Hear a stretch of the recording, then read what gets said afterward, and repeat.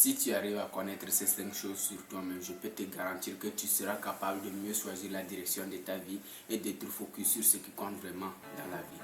Quand moi j'ai connu ces 5 choses, je croyais qu'au début que c'était des blagues. Mais quand j'ai persévéré dans le domaine, j'ai appris que ces 5 choses m'ont vraiment aidé à me lancer sur YouTube et à connaître ma vraie nature et à être capable de me concentrer sur ce qui compte vraiment. Donc, tout ce que j'attends de toi, c'est de chercher à apprendre ce que je vais te partager dans cette vidéo en restant jusqu'à la fin de cette vidéo. Donc moi je m'appelle Jimon, nous partageons des vidéos de développement personnel à travers ce que nous apprenons au quotidien. Donc si tu es intéressé par ce type de contenu, jusqu'à la fin de la vidéo pour ne pas manquer ces 5 choses pour être capable de mieux choisir la direction de ta vie. Donc, la toute première chose que tu dois savoir sur toi-même, c'est de savoir dans quel état est-ce que tu es né. Donc, cela me paraissait bizarre quand on m'a enseigné cela, de savoir dans quel état est-ce que je suis né. Il y a une amie qui m'a raconté son histoire. Elle m'a dit que ses parents l'ont raconté l'histoire selon laquelle, quand on l'avait accouchée, elle était un enfant qui ne pleurait pas, jusqu'à ce qu'on cherchait à l'enterrer avant qu'elle ne commence par pleurer. Quand j'ai entendu cela, cela m'a beaucoup piqué. Cela m'a poussé à comprendre le mien. Comment est-ce que je suis né? Dans quel état est-ce que je suis né? Si tu arrives à comprendre cela, tu seras capable de mieux choisir la direction de ta vie et de connaître le type de personne que tu es. Surtout en Afrique, ces petits détails comptent vraiment pour être une meilleure version de toi-même. Il suffit de savoir dans quel état tu es né et tu seras capable, surtout ces sages, surtout ces vieux sages, ces grands-pères, ces grands-mères, elles sont capables de te dire le type de personne que tu seras et en regardant juste l'état dans lequel tu étais né. C'est la toute première chose à savoir sur toi-même. Si tu ne l'as pas encore fait, il est temps que tu fasses cela. Donc, si il y a certains qui vont me dire qu'ils ne sont plus avec leurs parents, ses parents ne vivent plus, je suis désolé, mais tu peux avoir au moins un proche qui sera capable de te raconter l'état dans lequel tu es né. Quand j'ai cherché à comprendre cela, j'ai compris vraiment que le monde, il était à notre pouvoir et que nous pouvons transformer tout ce que nous pouvons transformer. C'est la toute première chose à savoir sur toi-même. Donc, la deuxième chose à savoir sur toi-même, pourquoi est-ce que tu portes ce nom?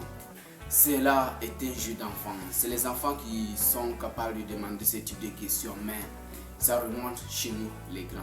Il est temps de demander à tes parents pourquoi est-ce que vous m'avez donné ce nom, pourquoi est-ce que je porte ce nom.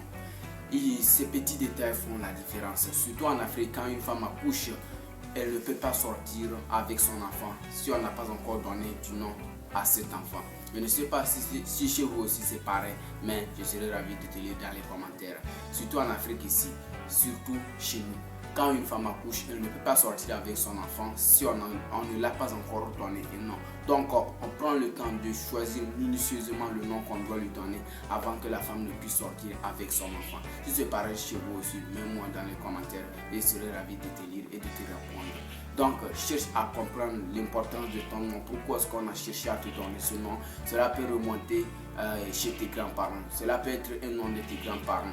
Donc tu dois reconnaître maintenant l'image de ton grand-père, tes grands-parents, qu'est-ce qu'ils étaient, et tu vas voir que tu vas bien te diriger dans la vie et tu seras capable de devenir comme eux. Et s'ils étaient des élites, tu seras capable de faire pareil. Pourquoi pas les dépasser? Donc c'est là déjà. La troisième chose que tu dois mettre en place pour mieux te connaître, la troisième chose que tu dois absolument connaître sur toi-même, c'est de savoir qu'est-ce que tu fais bien sans apprentissage.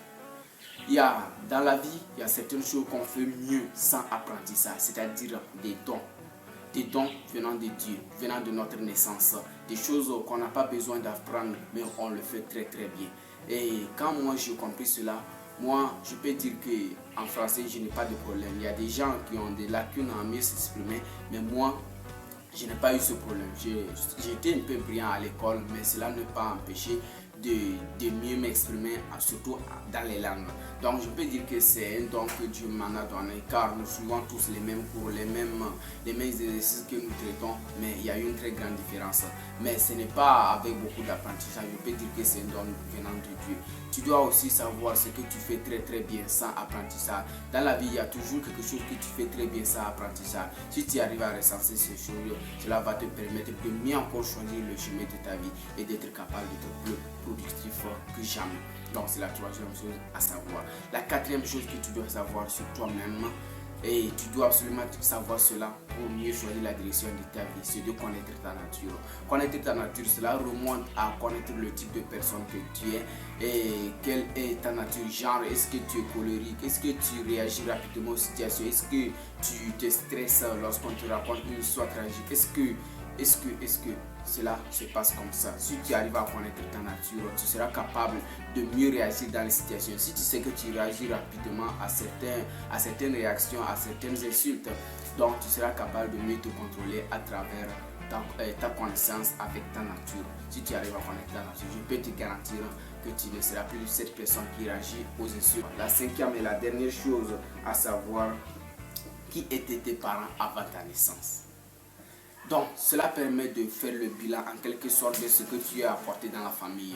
Cela te permettra également de savoir qui étaient tes parents avant ta naissance.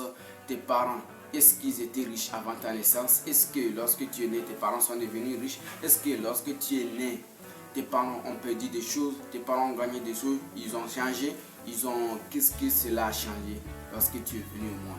Si tu arrives à comprendre cela, cela va te permettre de te rattraper. Si tes parents ont chuté et si tes parents n'arrivent plus à gagner ce qu'ils gagnaient quand tu es né, cela va te permettre à doubler tes efforts et à les faire fiers et à travers plus qu'ils ne l'ont fait et à les garantir un bon avenir et à te garantir également un bon avenir.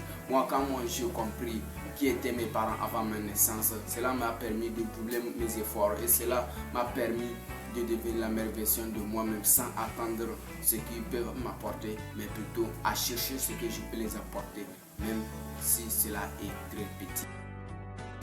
Et n'oublie pas, j'ai un bonus pour toi et j'ai une chose à te partager qui te permettra de mieux te connaître et de mieux choisir la direction de ta vie. C'est de prendre soin de noter leurs projets, les projets que tes parents ont abandonnés. Cela te permettra de mieux te concentrer sur ce qui compte vraiment et cela va permettre de réaliser les projets que tes parents n'ont pas pu réaliser et cela va les rendre fiers même s'ils ne sont plus avec toi. Quand moi j'ai pris la peine de noter cela, j'ai compris la direction que j'allais prendre pour réaliser les projets que mes parents ont abandonnés et s'ils ont abandonné cela, cela veut dire que c'est aussi un héritage.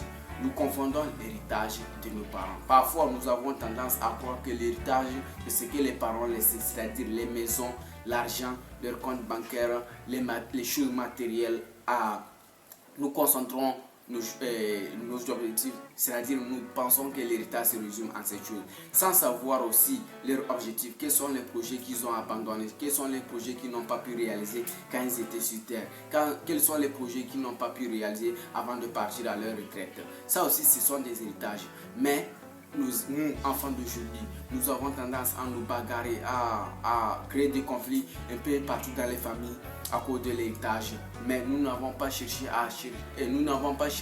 l'héritage qu'ils n'ont pas pu réaliser. L'héritage, c'est-à-dire l'héritage entrepreneurial, des choses qu'ils n'ont pas pu réaliser, à réaliser.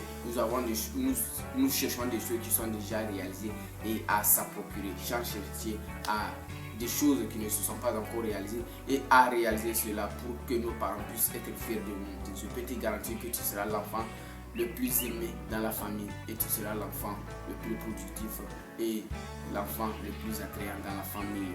Si tu mets ces choses en place, je peux te garantir que tu pourras mieux te connaître et tu seras capable de mieux choisir la direction de ta vie. Moi, c'est ce qui m'a permis à comprendre ce que je devrais faire et c'est ce qui m'a permis de lancer ma chaîne YouTube. Donc, si tu es aussi capable de faire cela, je peux te garantir que tu ne seras plus la même personne. Donc c'est tout pour cette vidéo. N'oublie pas de liker la vidéo si tu l'as aimé. N'oublie pas de nous rejoindre pour faire grandir notre communauté. N'oublie pas de laisser ton commentaire car ton commentaire nous donne beaucoup de la force et à faire des vidéos encore plus inspirantes en fonction de vos problèmes et en fonction de vos questions.